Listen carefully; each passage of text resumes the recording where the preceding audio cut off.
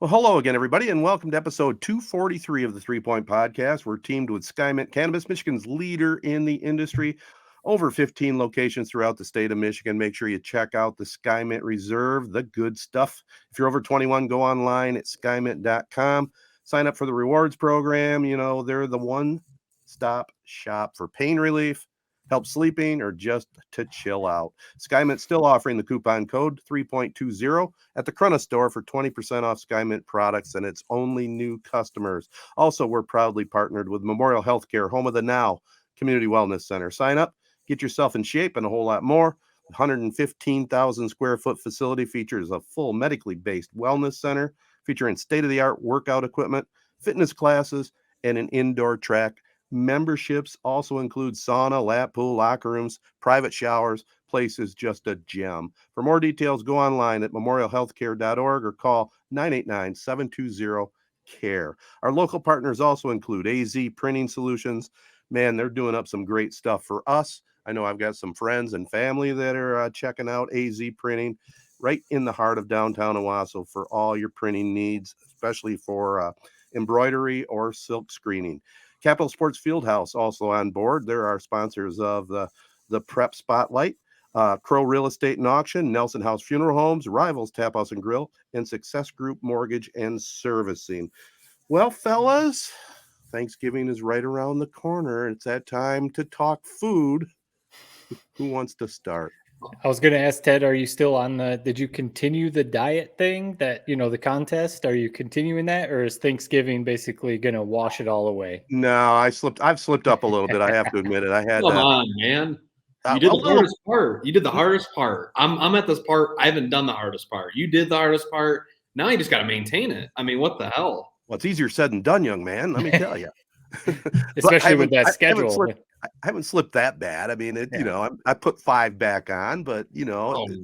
We do have the holidays coming up, so cut me some slack, man. And you know what that for typical people, the holidays means, oh yeah, I'm gonna have extra cupcake there, or I'm gonna have a piece of pie here. What that means for Ted, and this is literally a fact, he had 10 pieces of chicken at Frankenmuth one year. So that's what that means.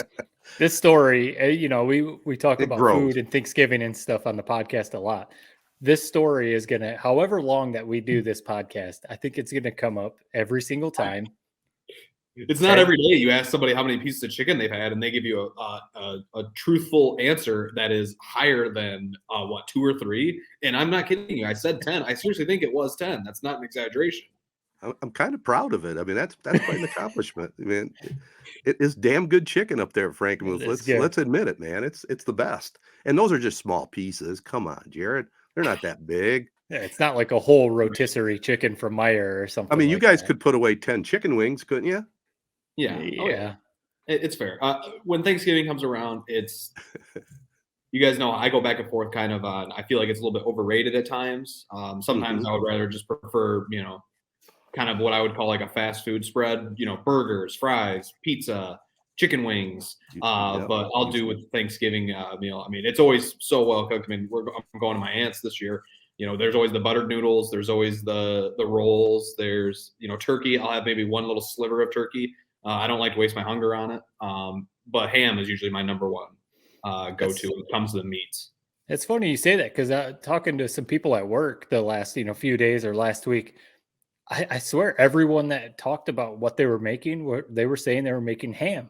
And maybe it's just different family traditions or whatever, but we always had turkey growing up. That's just, I think that's the main tradition for Thanksgiving. Right. But it seems like ham has taken the world by storm or something. Maybe people are starting to get sick of turkey, turning over to ham. We always had ham on Christmas. Yeah, us too.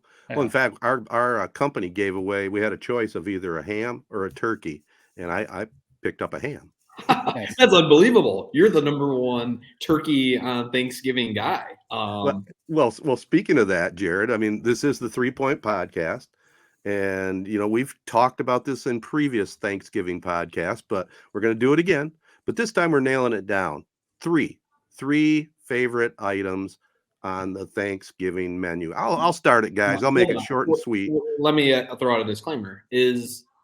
is this going to be a draft? Like, for example, we snake draft top 3 each, like, and something's off the board, or is it just flat out we each get to pick our own dream 3 items? Yeah, we've done our draft before. 3 items. Your dream team, and it could be anything. It doesn't have to be main dish, sides, drinks. If you had anything, you have 3 things that you want to have. 3 must. Thursday. 3 must things, and I'll start it, boys. And I'm right back to. I got the ham from work, but that's saved for Christmas. It's in the freezer. Okay. I'm having number 1. I have to have turkey, and it has to be cooked right. It has to be, juicy. Dry turkey is no good. I'll agree with that. But I got to have turkey. I got to have mashed potatoes and gravy. That's 1 item. I'm counting that as 1 item. Mashed potatoes and gravy. That's gravy. Come on. Is 1 item. Oh, I thought you were saying turkey and mashed potatoes and gravy. Go ahead. No, mashed potatoes and gravy. That's my 2nd item. And pumpkin pie. Those are my 3 items. It's classic. I mean, that's just like that's your classic Thanksgiving spread right there. Those are all good. I've never been a big pumpkin pie fan, but I get it. I can understand that. My 3, we'll go in, I guess, age order here. I'll go second. My number 1 is cheesy.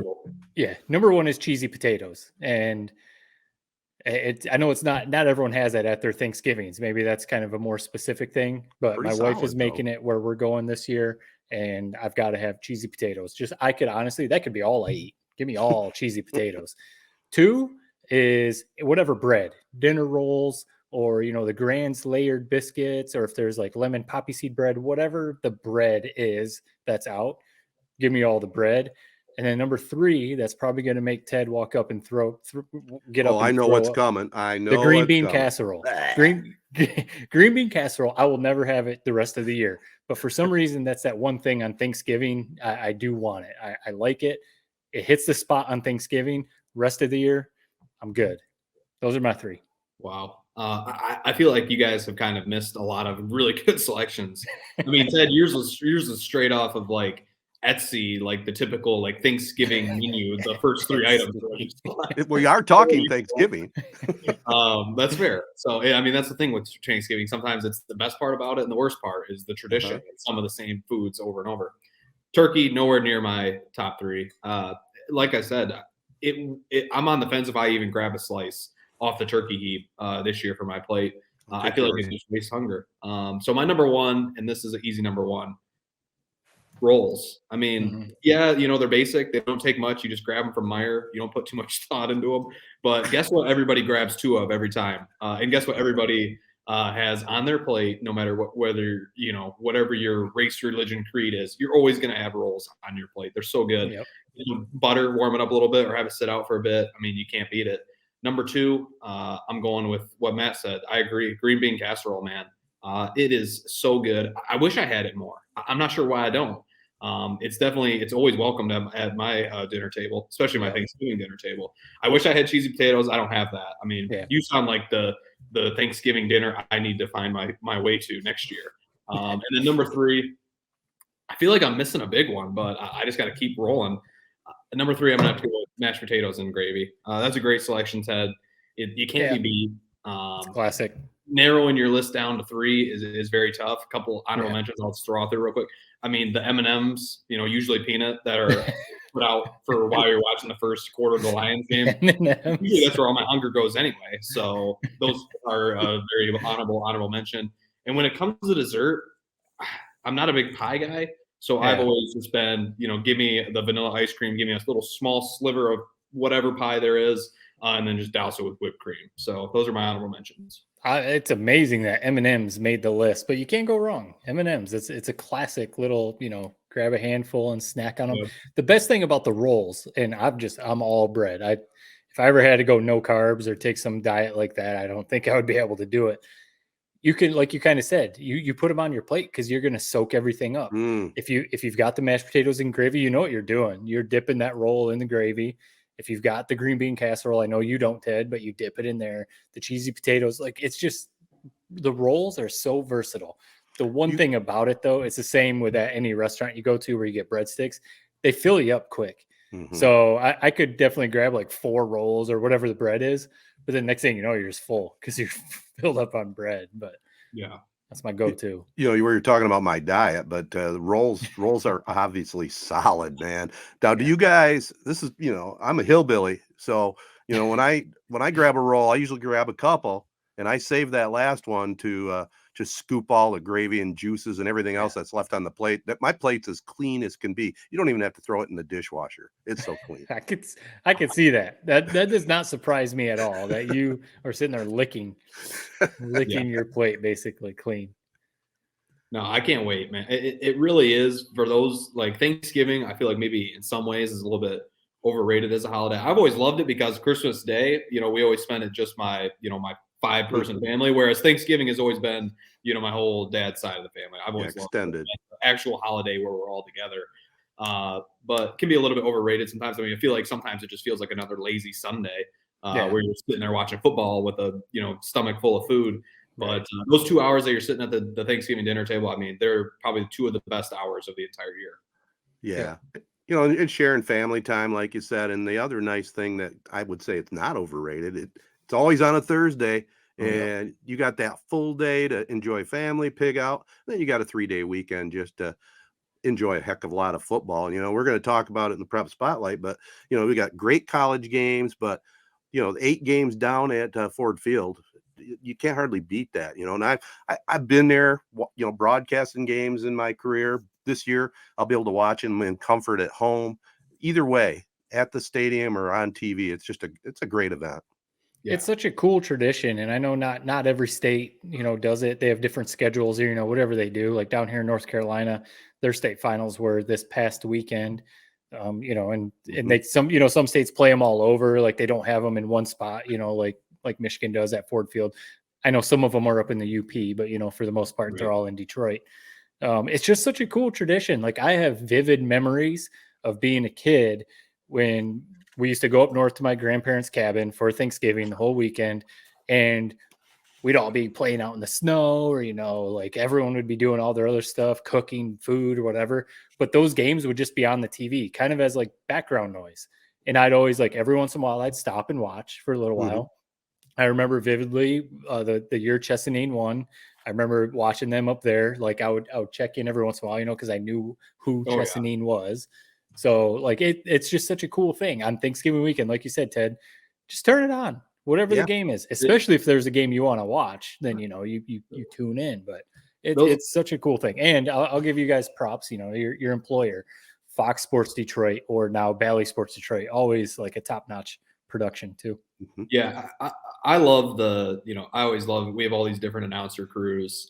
It's so cool to me thinking, like, if I was a high school player, you know, you have, you know, Matt Shepard, voice of the Tigers, who's calling your games. And you also have Dan Dickerson, you know, the radio Tigers guy, calling these high school football games. I've always just thought that was so awesome. And yeah, I really do think we do a really good job, you know, putting on those games. When you're talking about, you know, the tradition of Thanksgiving and these high school games, I always picture, you know, they're synonymous with me, those Friday games with the leftover turkey sandwiches and a bag of Lay's chips, man. I mean, it's magical. And it is just a great tradition. I hope it never changes. I agree with you. And what's cool too is both days, Friday and Saturday, they start at 10 o'clock in the morning, man. Full day. Full day. So we'll talk a little bit more about that as we go along, but this gets us up to date. We want to be tell everybody out there, again, we'll say it at the end, but have a great Thanksgiving. You know, a lot to be thankful for despite all the stuff you see in the news, you know. And I'm thankful for you two guys, man, putting up with me, you know, this old fart, but we're having a lot of fun with this. It is fun, and I know we've talked about it before, but, you know, when we started this thing, it was kind of like, let's just see what happens. You know, we all like to talk about sports. Let's see what happens. And what we're 243 episodes later, we're still doing this thing, man. So definitely, I echo what you said. It's amazing. Yeah, I mean, and 250 right around the corner. I mean, we got to do something special for that. I'm not sure what, but that's crazy. 250 hours we've sat, you know, whether it's in a podcast studio or on this Zoom call, man. I mean, we got to get a life. Hey, we somehow fit it in, you know. It's just like it's our conference call every week, right? I like it. So we'll keep it rolling. And speaking of keeping it rolling, we'll be back and talk some college and pro football right after this. All right, guys, let me just jump in here. I know, Jared, you're going to just think this is the most insane thing in the world, but Saturday, right? Saturday, I have to broadcast a high school game. That's cool. But you know me, I didn't want to miss that Michigan game, and I didn't want to check social media, so I DVR'd it. Okay. About the third quarter of the high school game, Bart starts to tell me something on the air. He's saying, "Oh, I don't know, things aren't looking so good," and I'm going, the cutthroat. I was, shut up. I don't want to hear. Oh, you're DVRing it, are you? So anyway, I did get home. I got home. My wife joined me. We watched the entire game, and we'll start right here with Michigan, I guess. Yeah. Unbelievable. I am so glad that I DVR'd it and didn't keep track of it on Twitter and whatever. Yeah. I mean, people that watched it live, like you guys, had to be enthralled, maybe a little bit disappointed because they almost blew it. It was more just relief when we got through that game. I mean, it was not fun to watch at any point. Well, I think I agree with you because my wife thought I was yelling at her, and I wasn't yelling at her. and here, this game's already, 3 hours done, and I'm yelling at the TV. What's going on here? I mean, players are dropping passes. I mean, it's just everything was falling apart. Corum gets hurt, and they're losing, and I'm going, what is going on here? And I think I tweeted or I texted you guys. I mean, oh no, it was in the instant reaction video that was 4 hours late. But I got to give Harbaugh a lot of credit for keeping this team together. And how many times have we seen failed fourth down runs in other coaches and other aspects? And he says, hell, I'm kicking the field goal. We're going to get the ball back, and we're going to win it with a field goal. And by God, that's what happened. What a luxury, real quick. What a luxury to have. I mean, the best kicker in college football. Absolutely. I mean, most college, I mean, we see Michigan State. I mean, Jared, you could probably go out there and be a better kicker than what Michigan State has right now. So to have Jake Moody, that makes all the difference in the world. I just can't. I don't know what you thought, Matt. You watching it live and Ted on the old DVR. I didn't agree with that decision at first. I just could not picture it working out as well as it did. I mean, defense coming in 3 and out, not even sniffing a first down really. Penalty backed them up and everything. Perfectly executed Jake Moody, first kick, and then JJ McCarthy gets the couple first downs he needed to get that second field goal. I mean, they executed that last 3 minutes outside of obviously just scoring a touchdown the first drive as perfectly as you could. That was the lone bright spot to me of that whole game. The defense looked a little bit weaker than it has, in a long, long time, especially in the second half. I think they gave up their first second half touchdown in who knows how many games. I think 6 games. We've talked about it all year. Maybe it's time for me to just shut up about it. This is who this team is. I'm still just this passing offense. Just been so disappointing. I think we've kind of transitioned at first, it was all on McCarthy getting ready. Now we've kind of blamed it on the receivers. I don't know who to blame. I don't know if it's play callers. I don't know if it's McCarthy, receivers, probably a little bit of all three. Do you guys think that that's going to be kind of the Achilles heel to this Ohio State matchup coming up? It could be. I mean, it hasn't been yet. And even when Michigan's down, against Illinois to their 4th string running back, a walk-on, a 5th-year walk-on in Isaiah Gash, which all the credit to him for stepping up and making plays. But, when Edwards is resting and then Corum hurts his knee and then even Stokes, the freshman who, looks pretty good, he gets hurt. It just seemed like that this was the game that, yes, like you said, Jared, it was going to have to fall on JJ McCarthy's arm or shoulders, whatever. And he was just missing passes. There was a bunch of drops. They seemed completely out of rhythm. It was like, this is the one that the one Michigan game. It seems like every year they have that one game where it just falls apart and, they don't win it. But credit to everything you guys have said. I mean, Harbaugh and everyone and the Gash, the walk-on running back and JJ McCarthy for all the bad throws that he made. He did make the few big throws that he needed to make to convert some 4th downs. And the ball that he dropped the snap and his knee was like this far off the ground when it was just crazy. Like it was one of those games you could see. I don't know if you guys saw the video in the locker room. They always sing hail to the victors in the locker room. The emotion Harbaugh showed doing that, you could see. It was like that. It was almost like the game of the season because if you lose that, kind of puts a little bit of a damper on the game this weekend against Ohio State. But, to pull out a win like that, maybe this team needed that, health aside, hopefully like Corum's healthy and hopefully some other guys come back healthy, but maybe they needed to see that. Hey man, a team like Illinois, they punch us in the mouth. We got to clean some things up. But hey, and that Illinois team is not that bad, man. yeah, I it's mean, a solid team. yeah, I mean, like I said last week, that was the absolute epitome of a trap game. And on Yep. top of that, when you had all the injuries they had, damn it, I'm just happy as hell that they won that game. It really was. I mean, during the game, I was mother effing them the whole time, saying how it doesn't matter if they Right. win this game, Ohio State's going to kill us. But what made me feel a lot better was Ohio State not looking great against Maryland. I think it was just Right. one of those weeks in college football. I mean, we saw it with Tennessee, just getting railroaded by Spencer Rattler back from the dead. TCU had to win on a last-second field goal too. Yeah, Right. they ran So them I out just there. think it just kind of ended up being one of those things where, you had to survive that week. A lot of teams had a lot riding on it, and Michigan, Ohio State both kind of handled business. I just wanted to shout out the one guy, Matt. You reminded me, Gash, big time drop on the possession that ended up us having to take a field goal the first time, and then he had a huge catch on that second possession to kind of redeem himself. That was a fourth down catch too, wasn't it? He definitely did not look like the best athlete I've ever seen with my two eyes, Right. but he made the play when he needed to. So, and he never expected to touch the field that whole game, but some injuries, freed him up. So.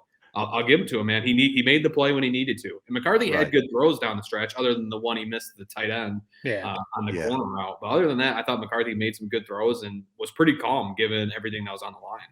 I guess we see. I was just going to say, I guess we see what's going on with Anthony, man. He also dropped a right in his hands touchdown pass. I just don't know what happened to him this year. It's kind of like what you said, Jared. I mean, we've all kind of said the last few weeks. I think we all thought this receiving room was going to be like elite. And I don't know if it's because, there's been such an emphasis on the run this season. They're not getting that many game reps, in the passing game, or maybe they're just not as good as we thought they would be. Anthony, I'm basing basically everything off, his potential. But that Michigan State game last year, when he made like 3 or 4 just fantastic plays as a true freshman, and it was like, man, this kid looks like he has it all, and really he hasn't really done much of anything this year. And that play right there is one of them. Like, go up and get the ball straight through his hands. It was like, what are you doing, man? But Ronnie Bell's reliable, solid. The freshman tight end Loveland, who's come in and started to get more reps, he looks like he's going to be really good. So it's like, I think they're good enough. Cornelius Johnson, is fine. Roman Wilson is okay. He's fine. It's just like that's I wonder. I'd be curious if they're trying to hold JJ back a little bit, or if it is like the receivers, tight ends aren't really doing their job. I don't know. And they're just relying on Corum. I mean, all year they've been able to just say Corum. What do you guys make of this Corum? Do you think he will be ready to go? I mean, I saw he was handing out turkeys, the day after his injury. He was being very, very vague and just saying, quote unquote, he'll be back. It was weird that he came in for the one play in the second half and basically was out immediately after. That made me feel a little bit better that, hey, this might just be something that he has to deal with some pain. And it's not, we haven't heard that it's obviously like an ACL tear or anything like that. So I expect him to play. But we're just pretty banged up right now, especially going into the Illinois game. I mean, no Schoonmaker, no Eric All.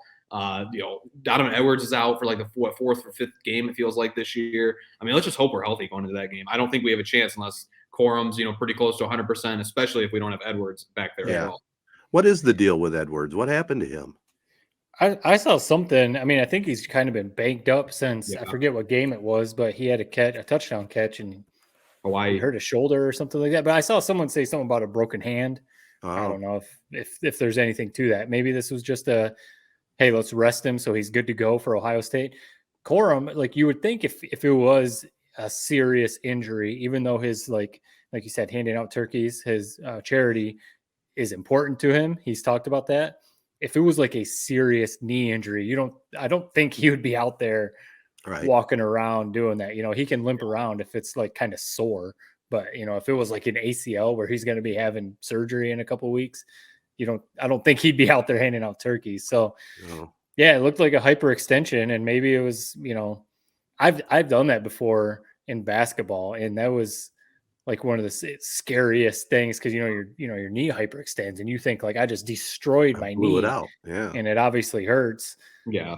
And you could tell, man, right? I mean, it was his first fumble of the year. It took him hurting his knee to actually fumble the ball. He grabbed that knee immediately. And I saw one like Michigan super fan that goes every game. I follow him on Twitter.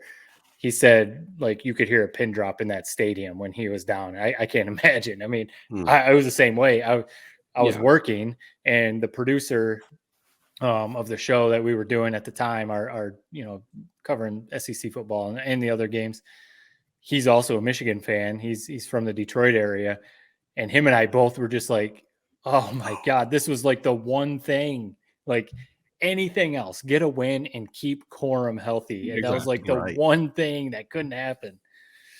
But hey, man, they got through it with a win. And you know what? 11-0 versus 11-0. It's one of those things like, I think, Jared, you mentioned it like maybe a couple weeks ago that maybe last year we almost are like taking stuff like this for granted. Like this doesn't happen very often. I mean, Ted, you can probably count on one hand the times that you've seen Michigan versus Ohio State undefeated matchup at the end of the year. Like this doesn't happen very often. Doesn't happen very often. No. I mean, it was 2006 the last time. I remember that game very vividly. It was 1-2. Had to do a high school game earlier in the afternoon. I think it was a 3:30 kickoff that year. And I watched it at an establishment down in Highland, Michigan. Nice. And what a game, but what a disappointment too. Yeah. It was. I mean, just get your popcorn ready. I mean, I'm going to be working, but I know you fellas are going to be, eyes glued to the screen. I'll just have to live vicariously through you. Maybe I'll pull a Ted somehow, some way, turn off, all notifications and anyone. Good luck. It probably is not realistic where I'm going to be, but no. It's one thing to do that for the Illinois game, but for the Ohio State game, it might be tough. But especially where you're working. I remember, last year, Saturday night after the whole state finals weekend was over, I remember getting back, getting my, meal and watching the 30-minute, game recap on YouTube. And it was probably my favorite 30 minutes of the year. So let's just hope there's another one of those waiting for me. Spread 7.5. Already. You said it all year. We don't see what the big hubbub is about Ohio State. I feel like they're better last year. Maybe Michigan was too, but I don't know. 7.5 seems like a lot of points. I know going on the road is a big deal. With all the injuries Michigan has, the question marks, you don't think that's a fair spread? Hey, I mean, I don't think so. No, I really do think it's like, I guess that'd be the one thing is the question marks, with Corum's healthy, if Edwards is healthy. Because I think this team's fully healthy. We're playing on a neutral field. I think Michigan should be favored.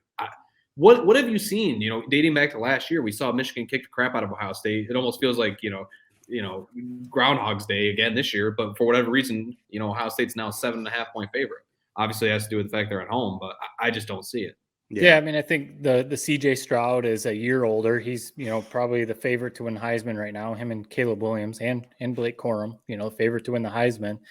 But the home field, I think, is big. I think the narrative, which there's something to it, but the narrative about Michigan's weak schedule has brainwashed everybody. Like there's other teams that have played weak schedules. Yeah, Michigan's wasn't very good, but they've gone through the Big Ten now, undefeated. Yeah, Illinois maybe was a little overranked. Penn State's going to end up top 10, unless Michigan State upsets them. So, I mean, Michigan still played a good schedule.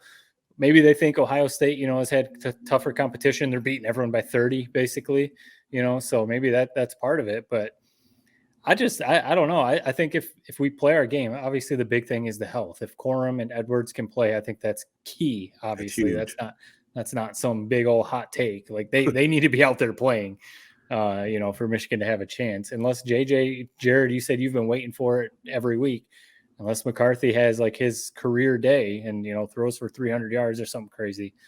But it's going to be awesome. And, is it a coin flip game? I don't know. I've been saying that all year. I think it's a coin flip. I honestly, I'm pretty confident in Michigan. I feel like if Michigan plays their game, they should be fine.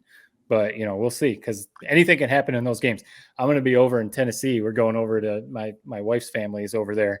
And one of the guys, my brother-in-law, is a Michigan fan, so it's easy to convince him to watch it. He's not as big into it as I am, but he'll definitely watch. I'm considering though, it's over in Murfreesboro, which is outside of Nashville. I'm considering trying to find a bar to go watch, because you guys know how it is. Oh yeah, there's the one central living room TV where we'd be watching it, and kids are around and people are going to be trying to talk to me about life and work and stuff. And I'm going to be I just want to watch this game. I love you all. I'm so happy to be here with you guys, but for these 3 hours, please just let me stare at this TV. Yes. And, leave me alone. Right.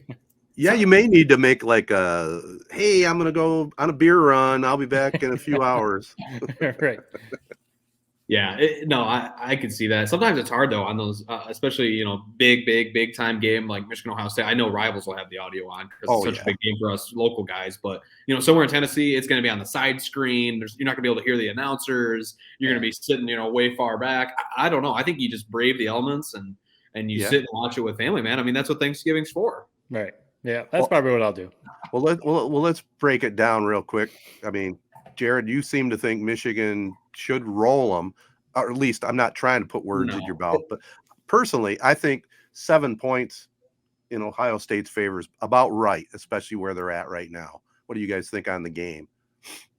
I think that's fair, just given the home field. Maybe 7 a little too much, but the home field thing I think is huge. I think being in Columbus, revenge, CJ Stroud, and then the injuries. I don't know if that's coming into play. If Corum can't play, and then Edwards also.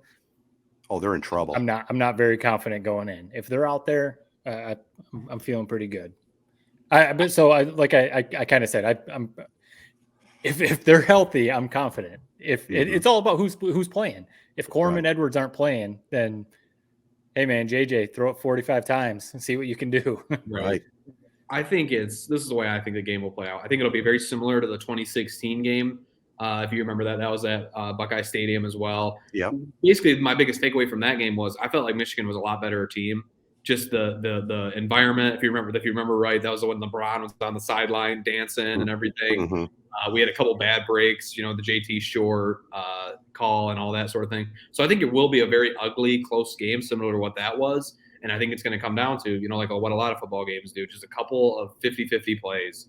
And unfortunately, I got a very bad feeling that Ohio State will make those, mostly because, like we've talked about, it's going to be a home game for them. They're fully healthy other than Njigba, who's been out all year. But I think Stroud, him being that much better than McCarthy, I just think that's going to be what really decides the game. Yeah, well, could be the one thing. We've got a good kicker. We got Jake Moody. That's true. That could be a weapon. If this game turns into a track meet, you might as well turn it off. If it's 14-14 at the end of the first quarter, we've seen how that goes. You might as well turn it off, Ted, and go back to watch some high school football like I will be. Yeah. Okay. I don't think I will, but nothing against high school football, but I'll stick with it, man. Before we move away from college football, Michigan State blew a prime opportunity against Indiana.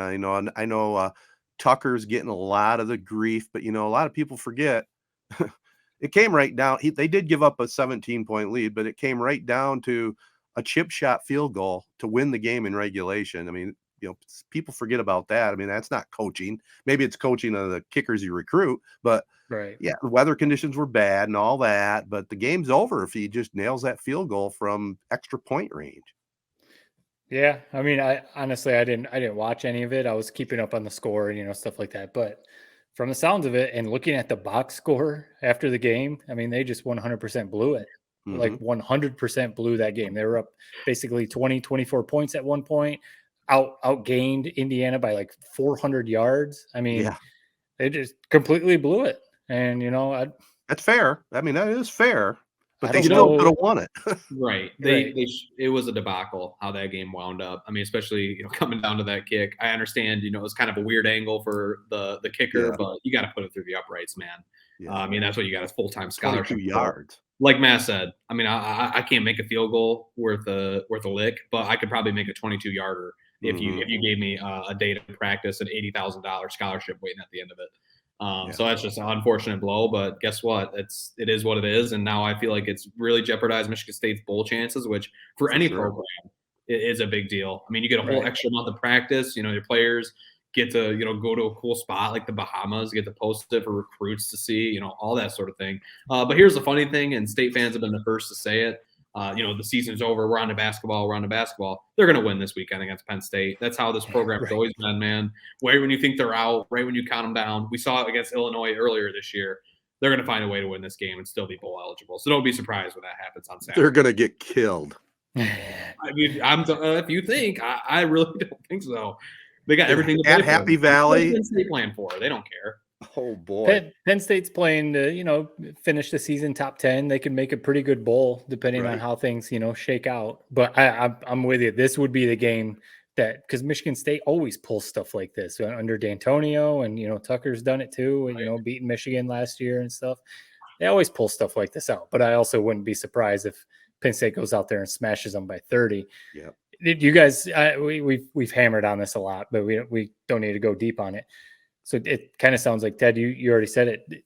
Was it a bit of a coaching debacle? Does this season even altogether, does it show that maybe Tucker doesn't have what it takes? Was it all Kenneth Walker last year doing everything? Because this team, they actually did bring back quite a bit. Yeah. They lost a lot too, but they weren't expected to miss a bowl this year. That's for sure. No, I won't go that far. I mean, it's just, I look at it as it's a bad year. I mean, Harbaugh had a bad year. I mean, it happens. Yeah. But it remains to be seen too. It's not a good look. And next year's the telltale year, really, when you think about it. If they bounce back and have an 8-9 win season, maybe beat Michigan. You never know, but I don't think. But it's a fair question you have, though. I mean, it really is. This is, he got paid the big money, and if they don't make a bowl game, that certainly doesn't look good on the resume. And here's my, a lot of the times I'll be the first one to come at Mel Tucker. Dude, I mean, you put your team up 17 points. The players at some point got to find a way to win that game, especially the offense, man. Just string together a few first downs, put the game away. It shouldn't come down to some kicker's leg, given the fact you're up by 17. Obviously you can point to play calls or this or that, but at the end of the day, man, he's not on the field. Make some plays, Peyton Thorne. Put the game away. Well, it's not even Thorne. I mean, they gave up some big plays too defensively. 79-yard run, 88-yard kickoff return. I mean, special teams hurt them as well. So I guess that's enough on Michigan State. Hopefully they can prove me wrong against Penn State, but I don't think so. Let's slide over to a team on a 3-game winning streak. The Lions. The Detroit Lions. I'm curious to hear if Jared, if you're still on the side of they shouldn't be winning these games, because I'm going to basically repeat everything I said last week. You have to keep winning games. I don't care if this is all for nothing and they don't even make the playoffs and they end up, basically at the 7-8 win mark that the Lions always end up. You have look at the locker room after this game.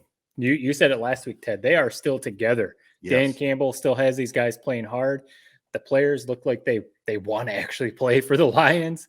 Jamal Williams is out there, crushing it, leading the league in rushing touchdowns. Amazing. Aiden Hutchinson's looking like not just the defensive player of the year, possibly, or the rookie defensive player of the year. He could possibly be up for the actual defensive player of the year award.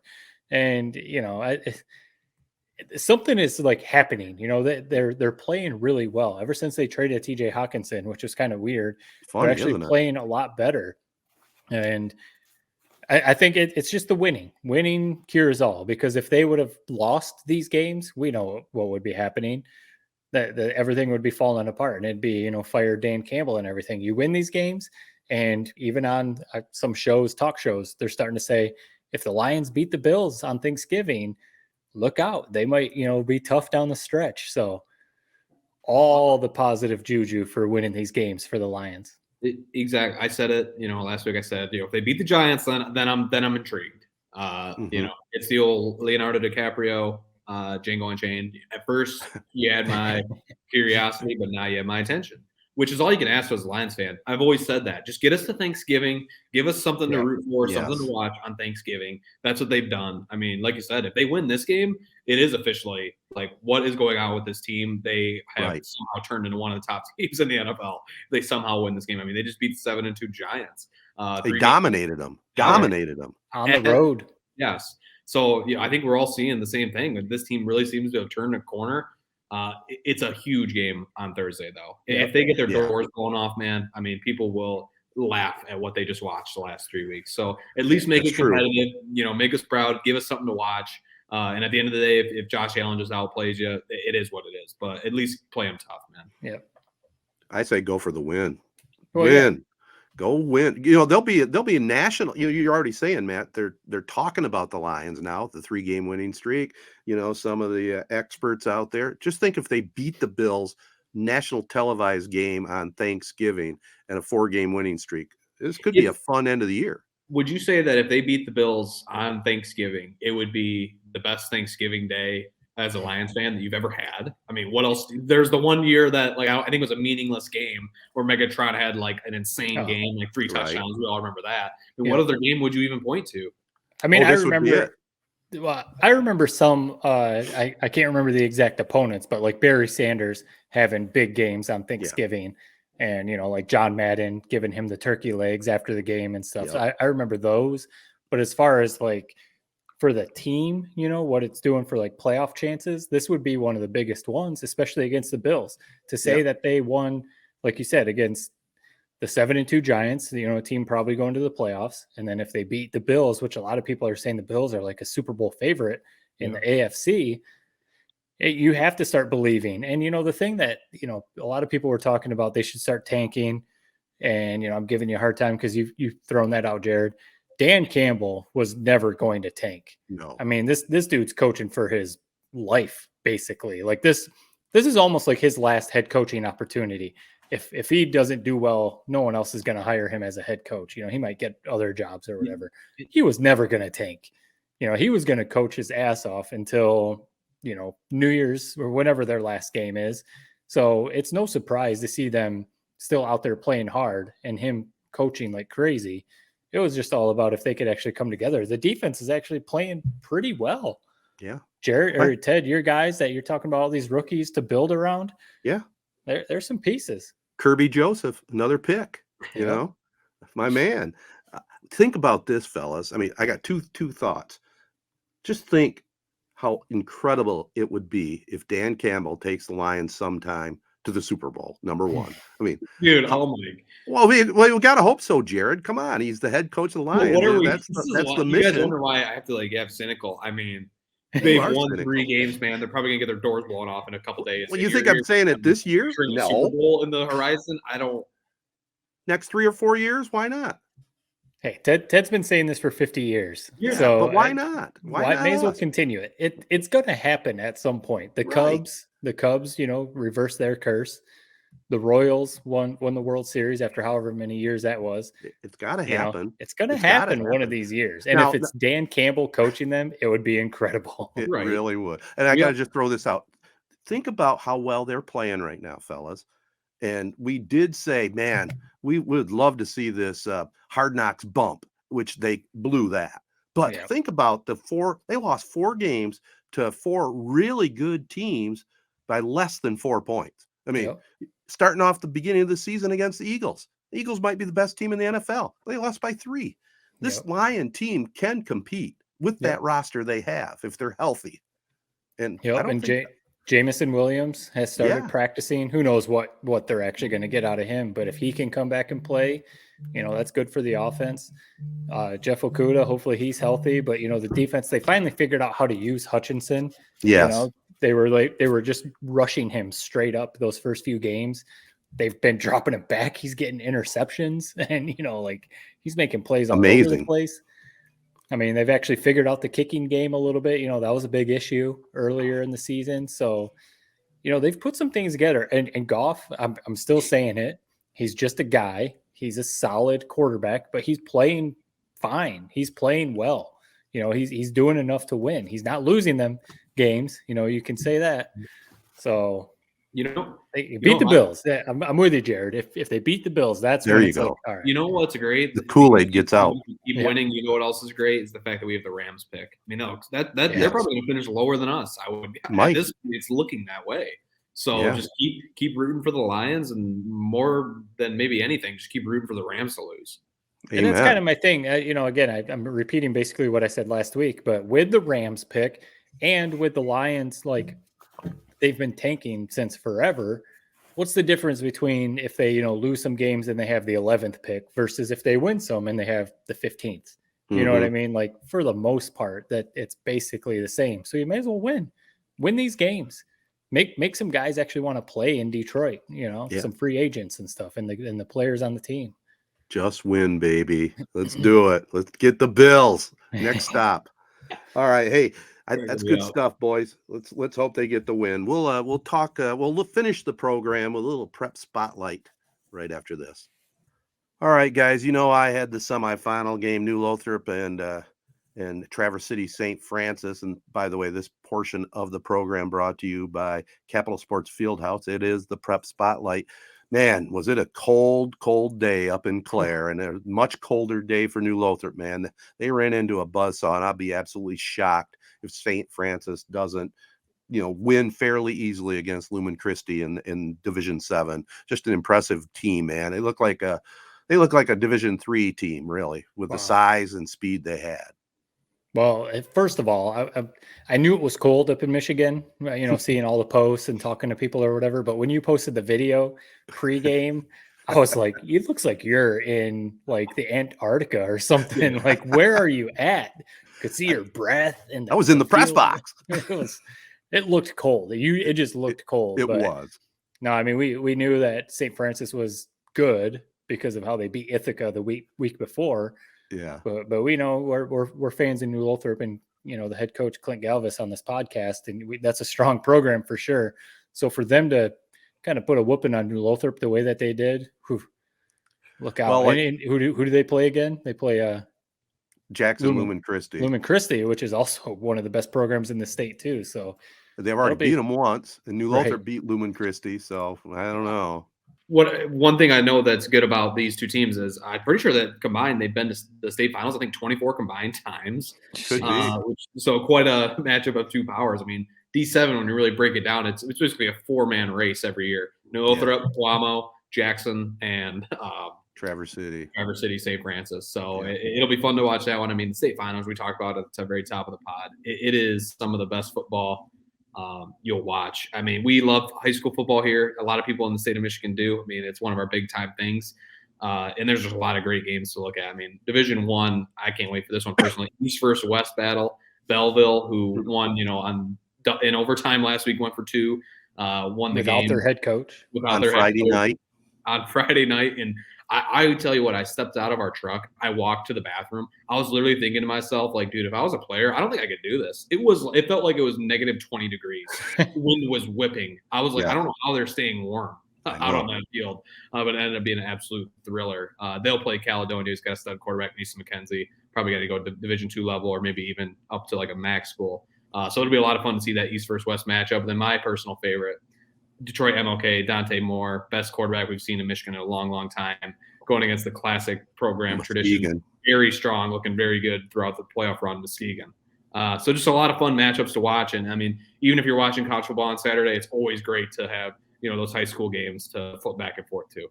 Well, we've talked about the west side of the state. I mean, obviously we hope that some of our mid-Michigan teams make it. Not this time, but the west side of the state, 5 teams. I mean, you already mentioned 2, Muskegon and Caledonia, Forest Hill Central, South Christian, who, I have bad blood with South Christian, and then West Catholic. I mean, the west side of the state is just so, and Grand Rapids Catholic Central probably is one of the best programs, and they ended up not making it because they got kind of smashed by Gladwin. But the west side of the state sure has some great programs, and there's obviously some big ones in Detroit area and some other areas too. But for 5 teams in West Michigan to make it, that's just crazy. Our friend Jason Hutton has some work cut out for him at Fox 17. Yes, he does. Well, the west side of the state, let's face it, year in and year out, that's the strongest hotbed of high school football, I think, in Michigan. Detroit's awful good too, don't get me wrong, but there's always great teams and programs coming out of the west side of the state. You got Grand Rapids South Christian, team you mentioned, Matt. I mean, another great story out of the Flint Metro League, Goodrich, first appearance ever at the state finals, and they're on a bit of a roll right now for their veteran head coach. Be kind of cool to see them win a state championship, I think. Oh yeah. There's a lot of first time teams there. I don't think Gladwin's been there, but let me retract that.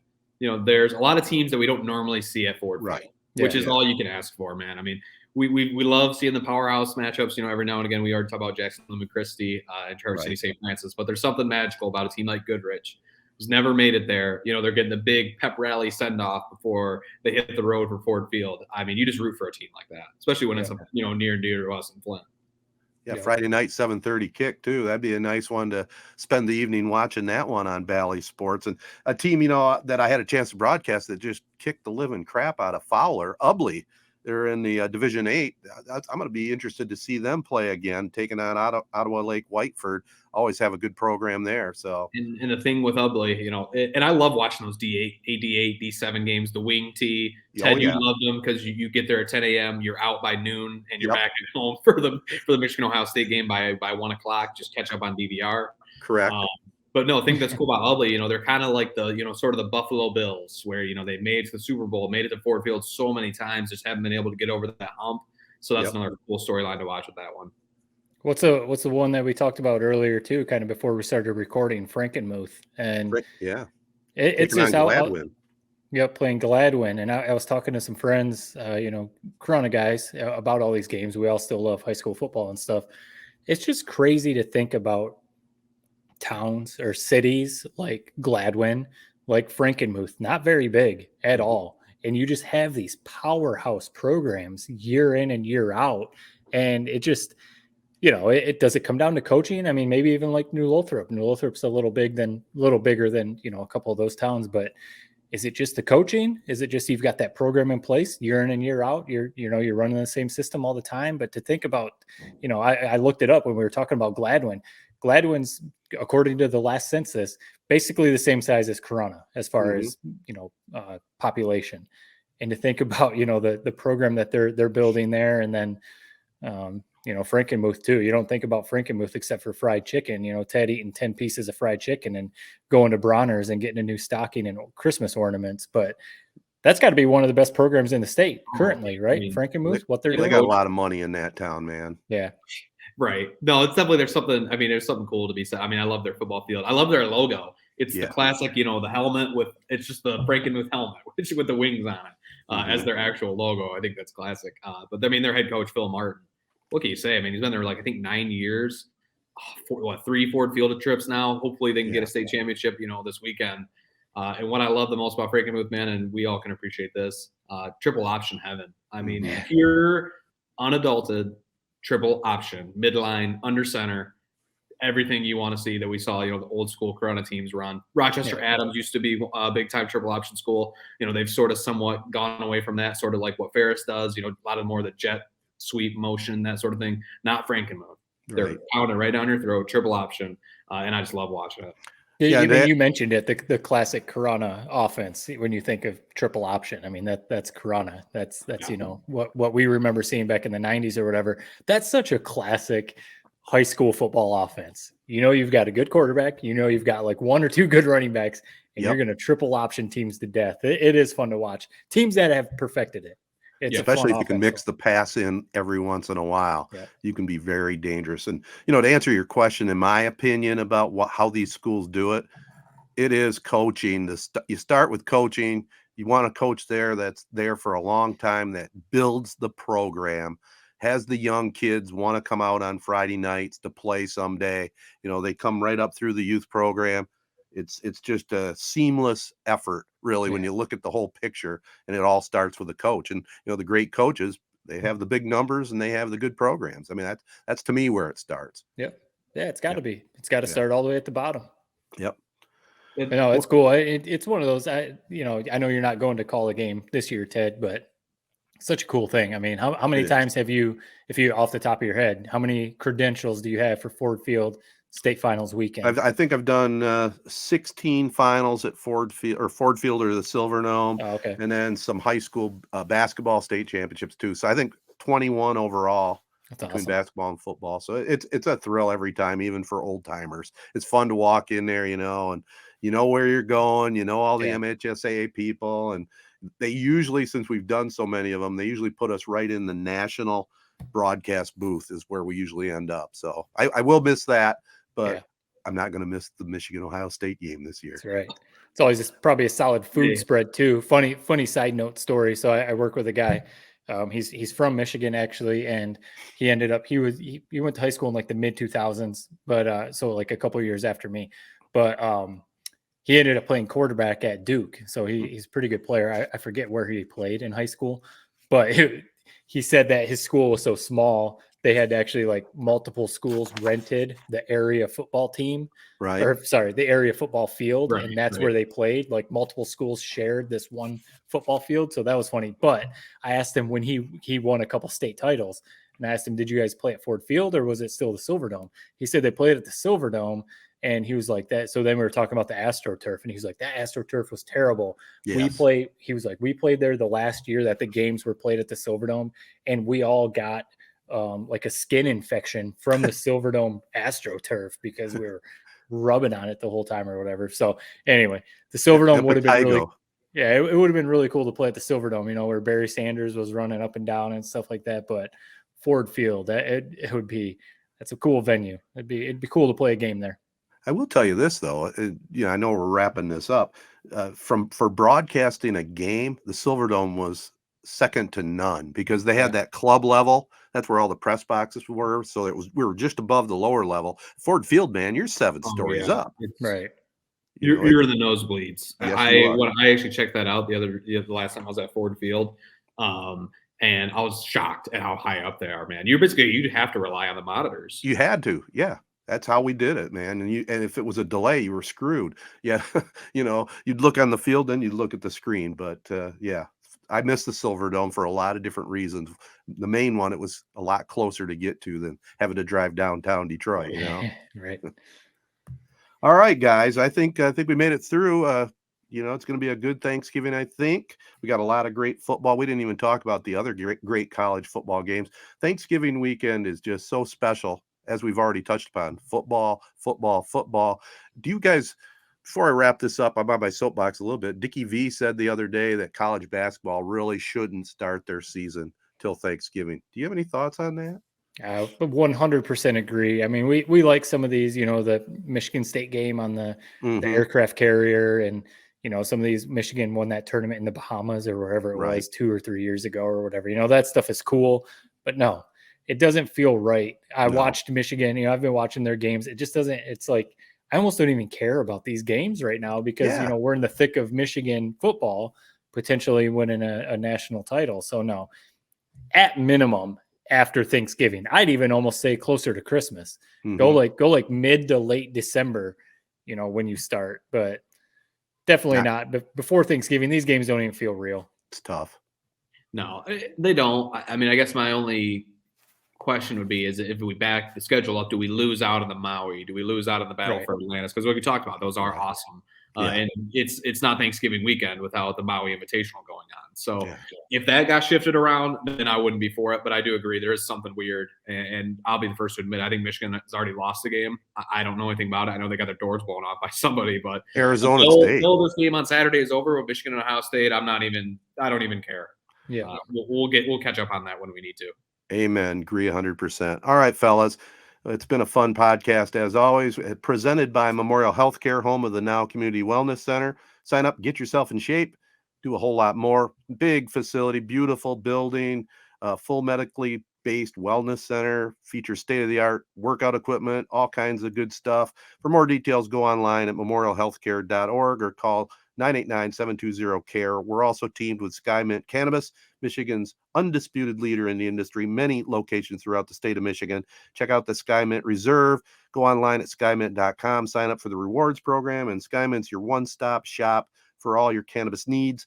Skymint offering the coupon code at the Corunna store, 3.20 for 20% off their products. Also, make sure you let all our other great partners know you listen in.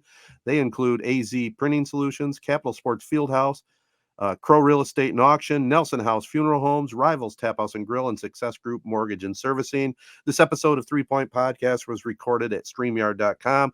Chi-Town going to be at Rivals on Saturday night. Come on out, watch Michigan, Ohio State. Stick around for some great country music by the boys. And our next Z92.5 game of the week, well, it's basketball. Friday, December 9th.